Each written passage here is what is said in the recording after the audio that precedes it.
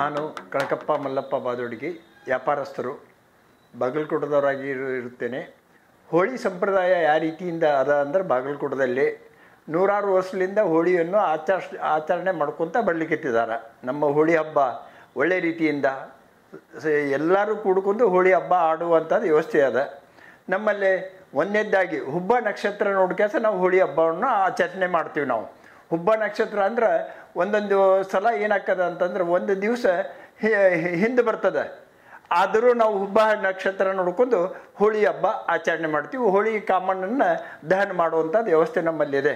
ನಮ್ಮಲ್ಲಿ ಹೋಳಿ ಸಂಪ್ರದಾಯ ಹೇಗಿದೆ ಅಂತಂದ್ರೆ ಅರ್ಥ ಒಂದನೇದ್ದು ಹರ್ಜನಕೆರೆ ಓಣಿಲಿಂದ ನಮಗೆ ಅವ್ರ ನಿಶಾನಿ ಮತ್ತು ಅವ್ರ ಕಣಿ ಬಂದ ಮ್ಯಾಗ ನಮ್ಮ ಕಿಲ್ಲಾಕ್ಕೆ ಶರಣಾಡ್ಗೌಡ್ರ ಮನೆಯಲ್ಲೇ ಬರ್ತಾರೆ. ಅವರು ಬಂದು ಅವ್ರು ಏನು ಹೇಳ್ತಾರ ಅಂತಂದ್ರೆ ಅರ್ಥ ಬಂದ ಮ್ಯಾಗ ದನ್ಯರ ಶರಣಾಡ್ಗೌಡ್ರ ನಾವು ಬಂದೀವಿ, ನೀವು ನಿಮ್ಮ ಹಲಿಗೆಯನ್ನು ಇನ್ನು ತಗೊಳ್ರಿ ಅನ್ನೋ ಲೆಕ್ಕದಾಗ ಅವ್ರು ಆ ಸಂದೇಶವನ್ನು ಕೊಡ್ತಾರೆ.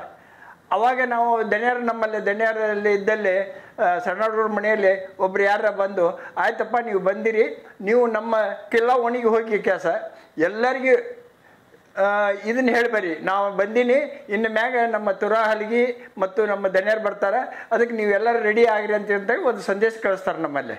ಅದಾದ ನಂತರ ಏನಾಗ್ತದೆ ಅಂತಂದರೆ ಹೊಳ್ಳಿ ಎಲ್ಲ ಓಣಿಯಲ್ಲಿ ಕಿಲಾ ಓಣಿಯಲ್ಲಿ ಹೋಗಿ ಕಳ್ಸಿ ಬಂದು ದನ್ಯರ ಮನೆಗೆ ಬರ್ತಾರೆ.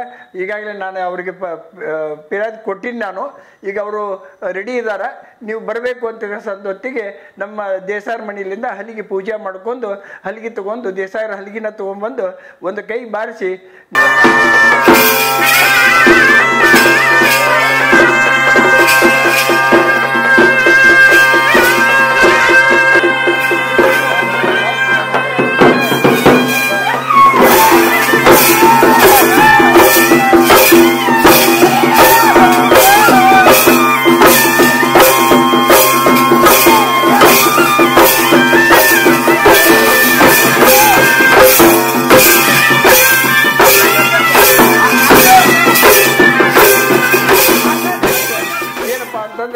ಇನ್ನೊಬ್ಬರು ನಮ್ಮಲ್ಲಿ ಶಂಕರ್ ಗಾಣಗೇರ್ ಅಂತ ಅಂತಿದ್ದಾನೆ, ಅವನಿಗೆ ಹಲಿಗೆ ಕೊಡ್ತಾರೆ.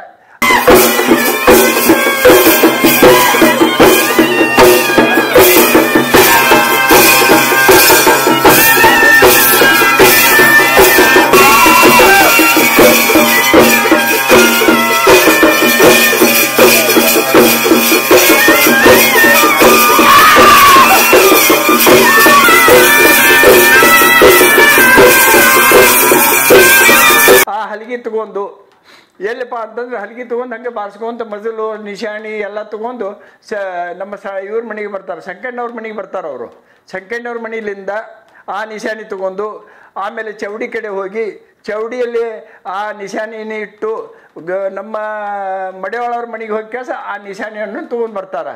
ನಿಶಾನಿಯನ್ನು ತೊಗೊಂಬಂದು ಮಡೆವಾಳವ್ರ ಮನೆಯಾಗ ನಿಶಾನಿ ಇರುವಂಥದ್ದು ಯಾರ್ದು ಅಂತಂದ್ರೆ ಮಣ್ಣಿಕೇರಿ ದೇಸಾಯ ಇರ್ದದು. ಆ ಮಣ್ಣಿಕೇರಿ ದೇಸಾಯ ತೊಗೊಂಬಂದು ನಾವು ಮಡೆವಾಳರ ಮನೆಯಲ್ಲಿಂದ ತೊಗೊಂಬಂದು ಇದ್ರ ಕಡೆ ಚೌಡಿಯಲ್ಲಿ ಬರ್ತೀವಿ. ನಾವು ಚೌಡಿಯಲ್ಲಿ ಬಂದು ಆ ಚೌಡಿಯಲ್ಲಿಂದ ನಮ್ಮ ಮಣ್ಣಿಕೇರಿ ದೇಸಾಯರ ಮನೆಗೆ ಹೋಗ್ತದೆ. ಮಣ್ಣಿಕೇರಿ ಮನೆ ದೇಸಾಯ ಅಂದ್ರೆ ನಮ್ಮ ದ್ಯಾಮವ್ವನ ಗುಡಿ ಎದುರಿಗೆ ಇರುವಂಥ ಮನೆ ನಮ್ಮ ಮಣ್ಣಿಕೇರಿ ದೇಸಾಯ ಇರೋದು. ಅಲ್ಲಿ ನಿಶಾನಿ ಪೂಜೆ ಹಾಕ್ಯಾಸ ಅದನ್ನು ತೊಗೊಂಬಂದು ಎರಡು ಚೌಡಿ ಹತ್ತಿರ ಬಂದು ನಾವು ನಿಂದಿರ್ತೀವಿ. ಅವಾಗ ನಮ್ಮ ಶರಣಾಡ್ಗೌಡರು ಆಮೇಲೆ ನಮ್ಮ ಮಣ್ಣಿಕೇರಿ ದೇಸಾಯರು ಇಬ್ಬರು ಬಂದು ನಮಗೆ ಚಾಲನೆ ಕೊಡ್ತಾರೆ. ಅರ್ಥ ಏನಪ್ಪ ಅಂದ್ರೆ ಚಾಲನೆ ಕೊಡೋದು ಅಂದ್ರೆ ಅರ್ಥ ಏನಪ್ಪ ಅಂದ್ರೆ ನೀವು ನಡ್ರಿ ನಾ ಬಂದಂಗೆ ಅಂತ ಹೇಳಿ ಕೆಲಸ ಮುಂದೆ ಚಾಲನೆ ಕೊಡ್ತಾರೆ. ಚಾಲನೆ ಕೊಟ್ಟ ಮ್ಯಾಗ ನಾವು ಎಲ್ಲ ಹಲಿಗೆ ಮೊದಲು ತೊಗೊಂಡು ನಿಶಾನಿ ತೊಗೊಂಡು ಶರ್ಟ್ ಎಲ್ಲರೂ ತೊಗೊಂಡು ನಾವು ಇದಕ್ಕೆ ಹೋಗ್ತೀವಿ. ಎಲ್ಲಿಪ್ಪ ಅಂದ್ರೆ ಕುಲಕರ್ಣಿಯವ್ರ ಮನೆಗೆ ಹೋಗ್ತೀವಿ. ನಾವು ಕುಲಕರ್ಣಿಯವ್ರ ಮನೆಯಲ್ಲಿ ಹೋಗಿ ಕೆಲಸ ಕುಲಕರ್ಣಿಯವ್ರನ್ನ ಕರೆದು ಅಂದ್ರೆ ಅರ್ಥ ಅವ್ರಿಗೆ ಇಳೆ ಕೊಡ್ತೀವಿ. ಅರ್ಥ ಏನಪ್ಪ ಅಂದ್ರೆ ನೀವು ಬರ್ರಿ, ನಮ್ಮ ನಿಶಾನಿ ಬಂದವು, ನಮ್ಮ ಹಲಿಗೆ ಬಂದದ. ಒಂದು ನಿಶಾನಿ ಮಡುವಿಗೆ ಹೋಗ್ತದೆ, ಒಂದು ನಿಶಾನಿ ಕುಲಕರ್ಣಿಯವ್ರ ಮನೆಗೆ ಹೋಗ್ತದೆ. ಅವ್ರನ್ನ ಕರ್ಕೊಂಡು ನಾವು ಸೀದಾ ಹರ್ಜನಕೆರೆ ಓಣಿಗೆ ಹೋಗಿ ಕೆಲಸ ಹರ್ಜನಕೆರೆ ಓಣ್ಯಾಗ ಏನು ಮಾಡ್ತೀವಿ ಅಂದ್ರೆ ಒಂದು ಗಿಡದ ಕಡೆ ಒಂದು ನಿಶಾನಿ ಎರಡು ನಿಶಾನಿ ಅಲ್ಲಿ ಇಟ್ಟು ಕುಲಕರ್ಣಿಯವ್ರು ಅಲ್ಲೇ ನಿಂತಿರ್ತಾರೆ. ಆಮೇಲೆ ನಮ್ಮ ಹಲಿಗೆ ತೊಗೊಂಡು ಇದಕ್ಕೆ ಮೊದಲು ತೊಗೊಂಡು ನಾವು ಖಾತೆದಾರ ರಾಮು ಖಾತೆದಾರ ಅಂತ ಕೆಲಸ ಅಂತೇಳಿ ಅವ್ರ ಮನೆಯಾಗ ಬಾವಿದೆ, ಅವ್ರ ಮನೆಗೆ ಹೋಗಿ ಕೆಲಸ ಅವ್ರ ಮನೆಯಲ್ಲಿ ನಾವು ಇಳೆ ಕೊಡ್ತೀವಿ. ಇಳೆ ಹೆಂಗೆ ಕೊಡ್ತೀವಿ ಅಂದ್ರೆ ಕೊಬ್ಬರಿ ಮತ್ತು ಒಂದು ಉತ್ತತ್ತಿ ಅಡಿಕೆ ಕೊಟ್ಟು ಅವ್ರನ್ನ ಕರಿತೀವಿ. ಕರೆದಾಗ ಅವರು ಆರತಿ ತೊಗೊಂಬರ್ತಾರೆ. ಆ ಹೆಣ್ಮಕ್ಳು ಆರತಿ ಹೋಗ್ತಾರೆ. ಆ ಆರತಿ ಒಳಗೆ ನಾವು ಸ್ವಲ್ಪ ಹಣ ಹಾಕಿ ಅವ್ರನ್ನ ಕರ್ಕೊಂಡ್ಬಂದು ಅಲ್ಲಿ ಇರುವ ಕಾಮ ನಾವು 5 ಸುತ್ತು ಹಾಕ್ತೀವಿ. 5 ಸುತ್ತು ಹಾಕೋದು ಅಂದ್ರೆ ಅರ್ಥ ಏನಪ್ಪ ಅಂತಂದ್ರೆ, ಒಂದನೇದ್ದು ನಮ್ಮ ಹಲಿಗೆ ನಿಶಾನಿ ಆರತಿ 5 ಸುತ್ತು ಹಾಕಿ ಆಮೇಲೆ ನಮಗೇನು ಮಾಡ್ತಾರಂದ್ರೆ ಅವರು ಬೆಂಕಿ ಕೊಡ್ತಾರೆ. ಆಗ ಅಲ್ಲಿರೋ ಇಟ್ಟಿರುವ ಬೆಂಕಿಯನ್ನು ಒಂದು ಕುಳ್ಳಿನಲ್ಲಿ ಕೊಟ್ಟು ನಮ್ಮಲ್ಲಿ ಯಾರೋ ಒಬ್ರು ಕಿಲಾದವರು ಅದನ್ನು ತಗೊಂಡು ಬರುವತ್ತಿಗೆ ಅಲ್ಲಿ ಸಂಪ್ರದಾಯ ಅದ. ಹೆಂಗದ ಅಂತಂದ್ರೆ ಅರ್ಥ, ಅಲ್ಲಿಂದ ಅವರು ಕುಳ್ಳಗಿತಾರೆ. ಅದನ್ನು ನಾವು ತಪ್ಪಿಸ್ಕೊಂಡು ಬರ್ಬೇಕಾಗ್ತದೆ. ಅದನ್ನು ತಪ್ಪಿಸ್ಕೊಂಡು ಬಂದು ಹೊಳ್ಳಿ ಬಂದು ನನಗೆ ಅನಿಸೋ ಮಟ್ಟಿಗೆ 4:30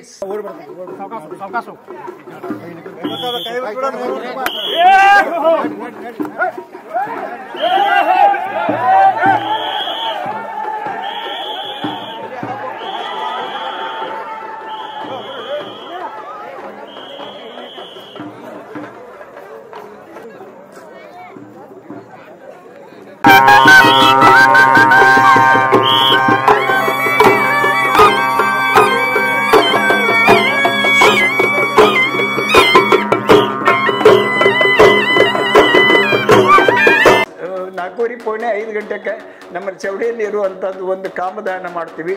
ಕಾಮದಾನ ಮಾಡೋಕ್ಕಿಂತ ಮೊದಲ ಅರ್ಥ ಏನಪ್ಪ ಅಂದ್ರೆ, ಒಂದಿಷ್ಟು ಮನೆಯಲ್ಲಿ ಆರತಿ ಅದ, ಒಂದಿಷ್ಟು ಮನೆಯಲ್ಲಿ ಎಡಿ ಅದ, ಒಂದು ಕಾಮನ ಒಂದು ಭಾವಚಿತ್ರ ಅದ. ಅವನ್ನೆಲ್ಲ ತೊಗೊಂಡು ಬಂದು ಕಾಮದಾನ ಮಾಡಿ ಅಲ್ಲಿಗೆ ನಮ್ಮ ಕಿಲ್ಲ ಉಡಿಯೋ ಕಾಮದಾನ ಮುಗೀತದೆ.